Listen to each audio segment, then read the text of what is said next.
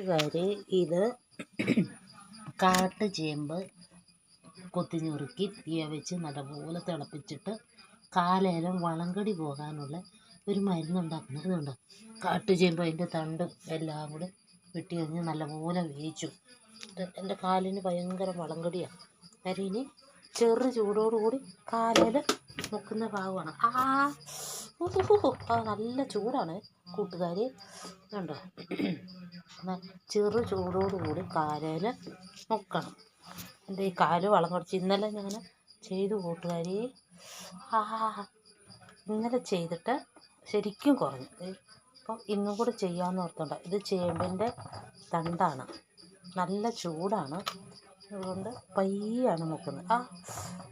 നല്ല ചൂടാ കൂട്ടുകാരി.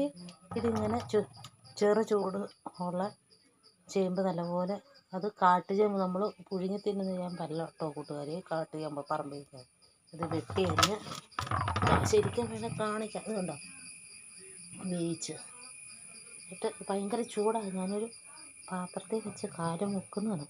കാലിന് ചൂടാണ്. കാലിൻ്റെ ചൊറിച്ചിൽ വളങ്കടി മാറും. ചേച്ചി പറഞ്ഞു തന്നാണ്. ഞാൻ ഇന്നലെ ചെയ്തു, ശരിക്കും കുറഞ്ഞു. ഇന്നും കൂടി ചെയ്യാൻ നോക്കുമോ കൂട്ടുകാരി. ചൂടായതുകൊണ്ട് മുക്കത്തില്ല കൂട്ടുകാരി.